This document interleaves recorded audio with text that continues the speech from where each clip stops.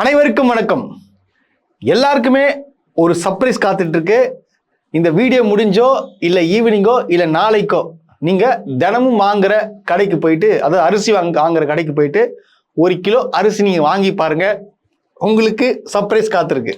தயவு செய்து மிஸ் பண்ணிடாதீங்க, போயிட்டு பாருங்க. இதுதான் சொல்ல முடியும். ரோஸ்ட் பிரேஸ் சப்ஸ்கிரைபர்களுக்கு வணக்கம். கடுமையான நெருக்கடியில தான் உங்களுக்கு தொடர்ந்து வீடியோ போட்டுட்டு இருக்கோன்று உங்களுக்கும் நல்லாவே தெரியும். நம்முடைய சேனல் வளர்ச்சிக்கு உங்களுடைய பங்களிப்பு கொடுக்கணும்னு நினைச்சீங்கன்னா இந்த QR கோடு மூலமாக உங்களுடைய பங்களிப்பை நீங்க கொடுக்கலாம். நன்றி. என்னடா அவன் எடுத்த உடனே அரிசியை பத்தி பார்க்க சொல்றான், கடைக்கு போயிட்டு வாங்க சொல்றான், அங்க ஒரு சர்ப்ரைஸ் காத்திருக்குன்றான் அப்படின்னு சொல்லிட்டு ஒரு கேள்வி தானே எழும்புது. அது சர்ப்ரைஸ் இல்லைங்க, அதிர்ச்சி ஆயிடுவீங்க. வேணா ட்ரை பண்ணி பாருங்க. ஏன்னா இப்ப நம்ம வாங்குற சாதாரணமா 1 கிலோ அரிசி வாங்குறோம்ல, பொன்னி அரிசி ஏதோ ஒன்று வாங்குறோம்ல, ஒரு 30 ரூபா 1 கிலோ அரிசின்னு வச்சுங்க.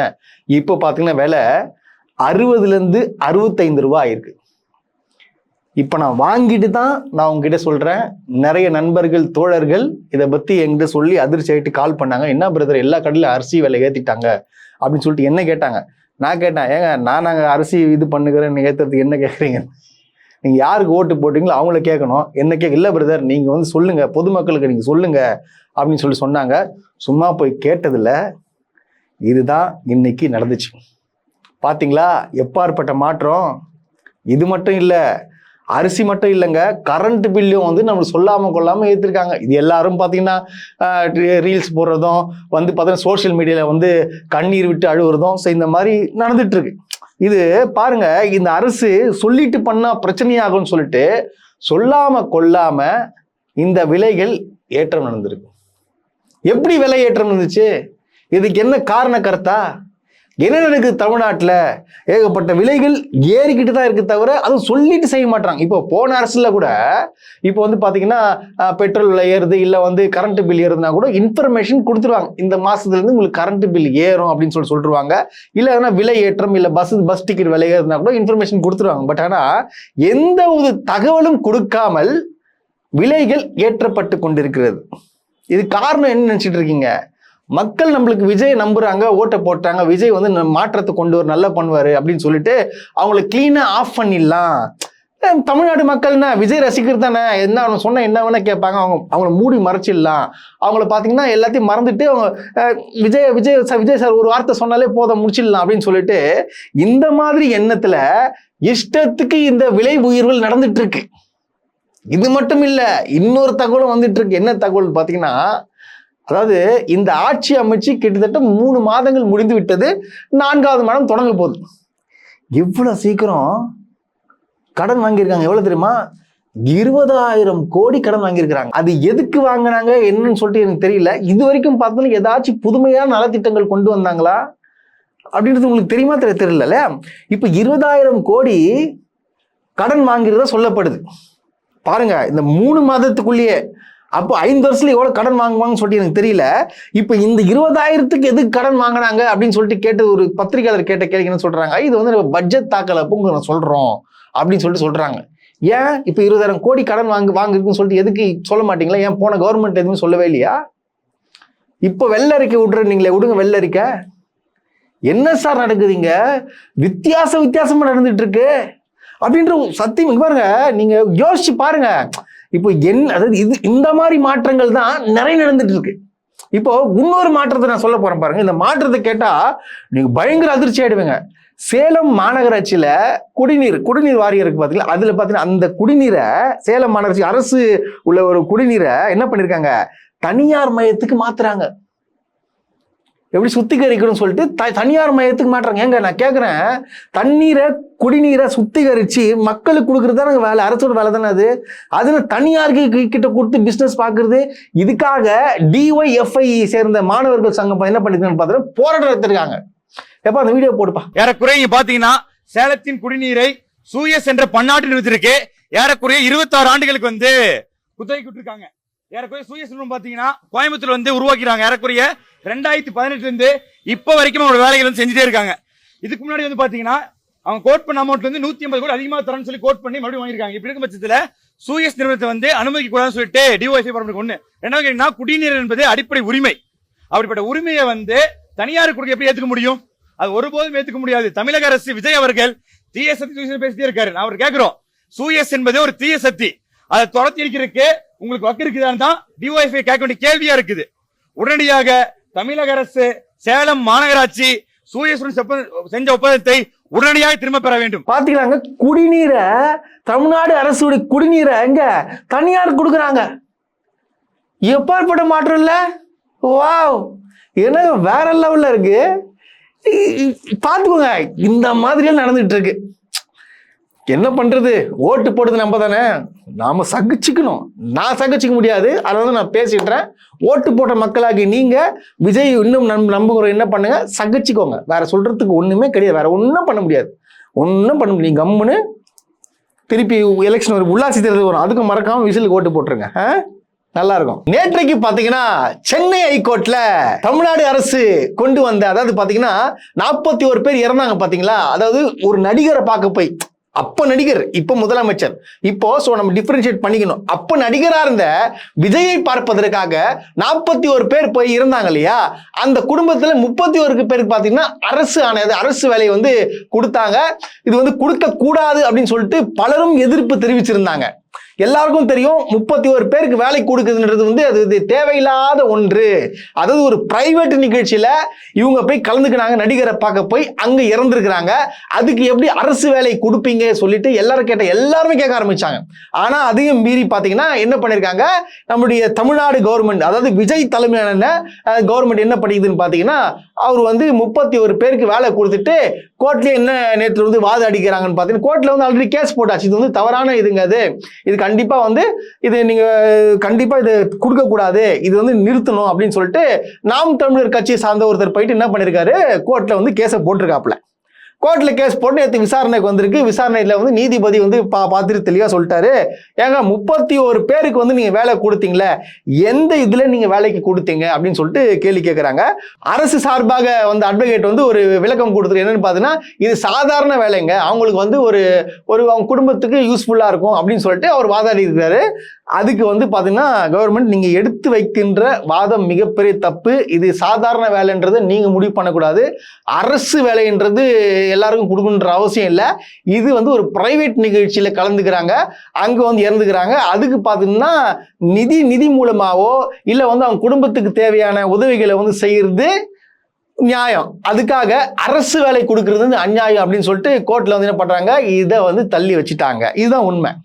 ஏன்னா நான் கேட்குறேன், நீங்கள் கொஞ்சம் யோசிங்க, எதுக்கு அந்த 31 பேருக்கு வேலை கொடுக்கணும்? அவங்க குடும்பத்தில் இறந்துக்கிறாங்க, அதை நம்ம வந்து அது கண்டிப்பாக வந்து இழப்பீடு கொடுத்தாகணும். யாரால இறந்துருக்கிறாங்க, அவங்க வந்து தனிப்பட்ட முறையில் ஒவ்வொரு குடும்பத்துக்கும் கொடுத்தா அந்த காசை வச்சுட்டு அவங்க வந்து குடும்பத்தை ஓட்டுவாங்க. அதுக்கு வேலை கொடுக்கணும்ன்ற அவசியம் இருக்கா? அப்போ இந்த வேலைக்காக கஷ்டப்பட்டு படித்த இளைஞர்கள் எங்க போவாங்க, எங்க போவாங்கன்றதை என்னோட கேள்வியை நான் வைக்கிறேன். இது உண்மை.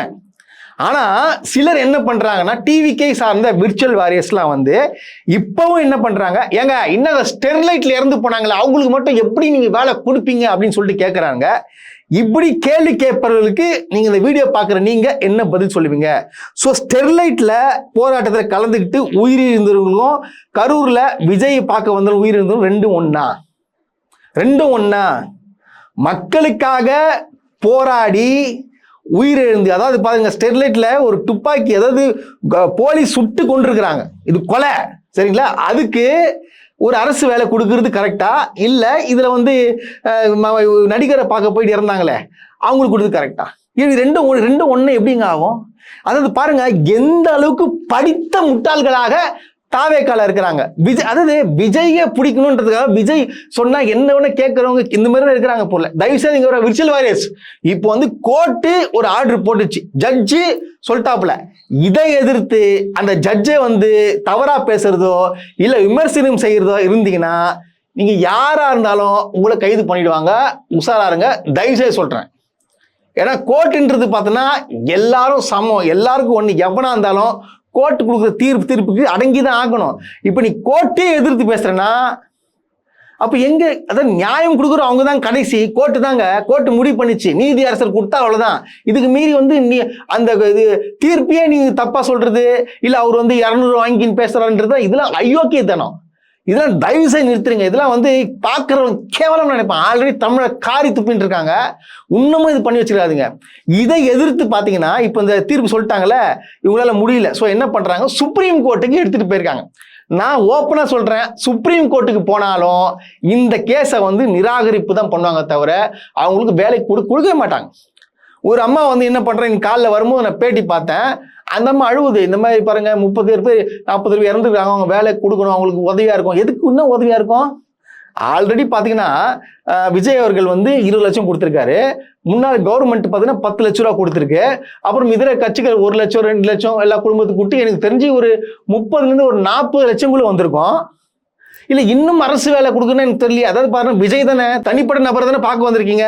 ஸோ அவரு நல்லவராக இருந்தால் அவர் என்ன சொல்றாரு, நான் எல்லாத்தையும் விட்டுட்டு உச்சத்தை விட்டுட்டு நான் நடிப்பின் உச்ச கரியரை விட்டுட்டு நான் தான் டாப்ல இருந்தேன், எல்லாத்தையும் தூக்கி போட்டு வந்தேன்னு சொல்றாரு. தூக்கி போட்டார்ல, அந்த தூக்கி போட்டதை இங்க 41 பக்கம் குடும்பத்துக்கு தூக்கி போட்டா அந்த காசை எடுத்துட்டு அவங்க இருப்பாங்களே. நான் சொல்றது கரெக்டு தானே? இதெல்லாம் சிந்திக்கணும். இது வந்து தேவையில்லாத வாதங்களை கொண்டு போறது தவறு. இது அந்த 41 பேருக்கு வேலை கொடுக்க வேண்டிய அவசியம் இல்லைங்க. ஏங்க நான் ஒன்று கேட்குறேன், இந்த வேலைக்காக ஒரு கஷ்டப்பட்டு படிக்கிறாங்க தெரியுமா?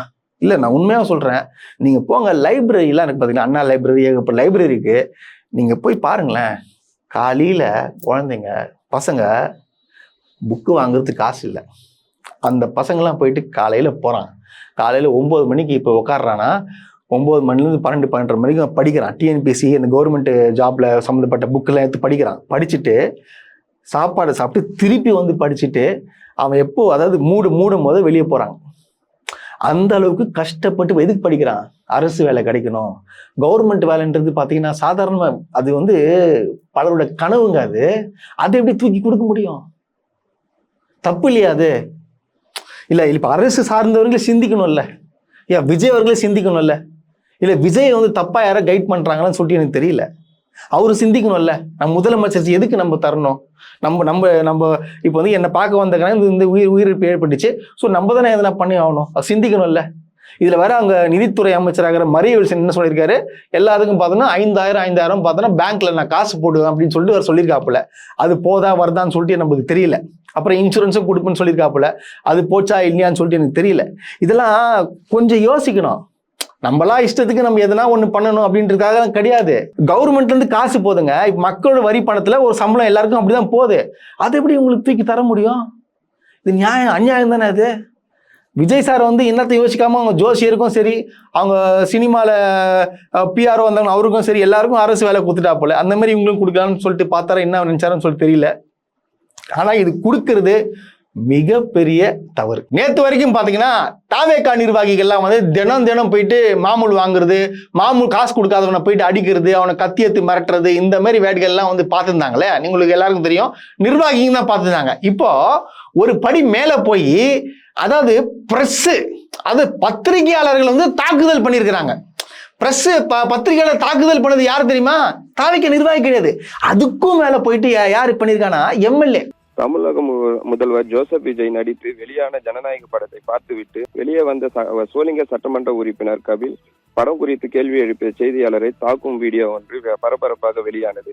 இது தொடர்பாக செய்தியாளர்கள் மற்றும் செய்தியை பதிவு செய்திருந்த நிலையில், இது தொடர்பாக சோளிங்கரில் உள்ள வாலிபரின் ஒரு கரையின் முன்பு சென்று வீடியோ வெளியிட்டது குறிப்பாக அந்த வாலிபரை தாக்குவதாக செய்தியாளர்களுக்கு தொடர்ந்து தகவல் வந்த நிலையில், அங்கு செய்தி சேகரிக்க சென்ற செய்தியாளர் இருவரையும் சோளிங்கர் சட்டமன்ற உறுப்பினர் கபில் மற்றும் அவரது தம்பியான தனஞ்செழியன் அவர் ஆதரவாளர்கள் செய்தி சேகரிக்க சென்ற செய்தியாளர்களை தாக்கியுள்ளனர். அவரது கடைக்குள் வைத்துக் கொண்டு மிரட்டியது மட்டுமின்றி செய்தியாளர்களை அவதூறாக பேசியதும் மற்றும் மிரட்டியாக உள்ளார்கள். அதாவது சோளிங்கர் சட்டமன்ற உறுப்பினர் கபில் என்றாங்க. அவங்களாம் போயிட்டு அடிச்சு உதைச்சிருக்கானுங்க. அவங்க அந்த பத்திரிகையாளர்லாம் பார்த்தா ஹாஸ்பிட்டல்ல அட்மிட் ஆயிருக்கிறாங்க. அது எதுக்குன்னு பார்த்தீங்கன்னா, ஜனநாயகன் பற்றி வந்து அவங்க பேசும்போது ஜனநாயகன் படம் நல்லா இல்லை இந்த மாதிரி பத்திரிகையாளர் கேட்பாங்க பார்த்தீங்கன்னா, அந்த மாதிரி வந்து கேள்வி கேட்டு வீடியோலாம் வெளியாயிருக்கான். ஸோ இதை தாங்க முடியாத கபில் என்ன பண்ணியிருக்காரு பார்த்தீங்கன்னா, போட்டு சாத்திருக்காப்புல. ஒரு எம்எல்ஏ போயிட்டு பத்திரிகையாளர் அடிக்கிறாங்க. சம மாற்றம்ல. ஐயோ ஐயோ ஐயோ ஐயோ ஐயோ ஐயோ, ஃபீல்டு ஒர்க்னா இதானா? இப்போ எம்எல்ஏ ஃபீல்டில் இறக்கிட்டாங்க. ஓ இது பேர் தான் ஃபீல்டு ஒர்க்கா? நமக்கு தெரியல. இப்போ பாருங்க ஃபீல்டு ஒர்க் பண்ணி டிவிக்கு நிர்வாகிகள்லாம் ஃபீல்டு ஒர்க் பண்ணிட்டு இருக்காங்களே, இப்போ அது ஒரு படி போயிட்டு எப்படி சோளிங்கர் எம்எல்ஏ வந்து இறங்கி என்ன பண்றாரு, தாக்குதல் நடத்துறாப்புல. இதெல்லாம் எங்க போயிட்டு சொல்றது? இதெல்லாம் பாக்குறாங்களா இல்லையான்னு சொல்லிட்டு தெரியல. முதலமைச்சர் அவர்களே தயவு செய்து சொல்றேன், இவங்க மேலாம் வந்து கடும் நடவடிக்கை எடுக்கணும். ஒருத்தனும் கூடாது. இந்த மாதிரி பண்றவங்க தேவையே கிடையாது, தூக்கிடணும். எதுக்கு உங்க பேரை கெடுக்கிறதுக்கான வச்சிருக்கீங்க இவங்கலாம்? எனக்கு இந்த சோசியல் மீடியால பக்கம் போயிட்டு அப்புறம் இன்ஸ்டா ஓபன் பண்ண, அதாவது என்னதான் வந்து பாட்டு ஒரு ஹிட் ஆச்சுன்னு வச்சுக்கலேன், அதை வச்சு அப்படியே ரீல்ஸ் போடுறதுங்க. எந்த ரீல்ஸ் போட்டாலும் அதாவது போயிட்டு வந்துட்டு அந்த இங்கிருந்து பாத்திரத்தை தூக்கி அங்கே வச்சாலும் சரி, இல்லை இந்த மரத்து மேலே இருந்து எதனா ஒன்று ஏறினாலும் சரி, எதனா ஒன்று நடந்து போனாலும் சரி, இந்த வெறுப்பாகுது. அதாவது அந்த பையன் எவ்வளோ ஒரு நல்ல மியூசிக்கை போட்டான், அந்த மியூசிக்கை போட்டு எல்லா இடத்துலையும் ரீல்ஸ் போட்டு சாவடிக்கிறது. அப்புறம் ஏய் எனக்கு அந்த அந்த அந்த மியூசிக்கெல்லாம் அந்த பாட்டெலாம் டிவியில் பார்த்தாலும் சரி, சினிமாவில் போட்டாலும் சரி, இந்த ரீல்ஸை போட்டு போட்டு போட்டு அதாவது என்ன பண்ணலைங்க. அதுவும் பின்னாடி ஒரு வாய்ஸ் ஓவர் பார்த்தீங்களா, தன்னுடைய கையால் எடுத்து வைத்தார் பாருங்க பூ போல, அந்த மியூசிக்.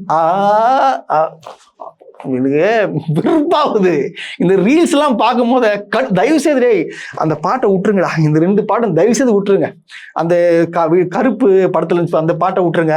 அப்புறம் அதை விட்டுருங்க தயவு செய்து. வந்து அது கேட்கும் போதெல்லாம் அப்படி பயங்கர குளிர கொலையா இருக்கு. நம்ம தமிழ்நாடு மக்கள் எந்த அளவுக்கு ஒரு முட்டாள் ஆயிட்டாங்கன்னு சொல்லிட்டு எனக்கு சத்தியமா எனக்கு தெரியலங்க. பாருங்க, அதாவது இந்த எலெக்ஷனுக்கு அப்புறம் தான் வந்து இந்த மாதிரி வேலைகள்லாம் வந்து நான் பார்க்குறேன். இந்த மாதிரி வித்தியாசமான மக்கள் நம்ம ஊர்ல இருக்கிறாங்க அப்படின்னு சொல்லிட்டு ஒரு ஆச்சரியம் படம் வகையில் இருக்குதுங்க. ஒன்றும் இல்லை, கொரோனா வருதான், அதெல்லாம் வந்து ஒரு 10 பொம்பளை ஆளு ஒரு 10 ஆம்பளை ஆளு மொட்டை அடிச்சிங்கன்னா உங்களுக்கு நான் பைசா தரேன், ஆம்பளை ஆளுக்கு 6000 ரூபாயும் பெம்பளை ஆளுக்கு பார்த்தீங்கன்னா 15000 தரேன் அப்படின்னு சொன்னதுக்காக என்ன பண்ணியிருக்காங்கன்னா, அவங்க ஊர் மக்கள் என்ன பண்ணியிருக்காங்க, மொட்டை அடிச்சுக்கிறாங்க. மொட்டை அடிச்சுட்டு ஒன்று என்ன பண்ணிக்கிறாங்க, ஃபோனை சுவிட்ச் ஆஃப் பண்ணிட்டு ஓட்டுக்கிறாங்க. காசும் தரல, ஒன்றும் தரல, மொட்டையை அடிச்சிட்டாங்க. இது என்ன காட்டுதுன்னா, ஈஸியாக உங்களை மொட்டை அடிச்சிடலாம் அப்படின்னு காட்டுது. பாருங்க, அதாவது தமிழ்நாடு சூப்பரா இருக்கு. சத்தியமா அதை நான் போய் சொல்லுங்க. நம்ம இந்த வீடியோ போடுப்பா. ஆம்பளையால் அடித்தா 6000, பெண்ணால் அடித்தா 15000ங்க கொடுக்குறது. நீங்கள் வந்து கண்டிப்பாக நம்புங்க. நாங்கள் வந்து தவறு கிட்டே வந்துட்டோம், நீங்கள் மொட்டை அடிங்கன்னு சொல்லி உட்கார வச்சு அடிச்சது. அவங்க வரவே இல்லை, சுவிட்ச் ஆஃப் ஆகி போச்சு அப்படின்னு கிடைச்சா. கொரோனா வைரஸ் பரவுது, வெளிநாட்டில் பரவிச்சோம். அதனால நீங்கள் மொட்டை அடிச்சுக்கிட்டீங்கன்னா அந்த கொரோனா வைரஸ் வராது. பெண்கள் அடிச்சுக்கிட்டா 15000, ஆண்கள் அடித்தா 6000 சொல்லி பேசினாங்க. நாங்களும் ஃபோனில் பேசணும். அவங்க அப்புறம் ஃபோன்லேயே பேசவும் இல்லை, வரவும் இல்லை. இந்த மாதிரி வந்துட்டோம் நாங்கள் இதுலேயே. பார்த்தீங்களா, இதுக்கப்புறம் உசராருங்க. நம்ம ஈஸியாக வந்து மொட்டை அடிச்சிருவாங்க. அதெல்லாம் அப்பப்போ வந்து தலையில் கை வச்சு பார்த்துங்க முடி இருக்கா இல்லையான்னு சொல்லிட்டு. இதுக்கப்புறம் ஒன்றும் இல்லை. இத்துடன் இந்த நிகழ்ச்சி முடிவடைகிறது.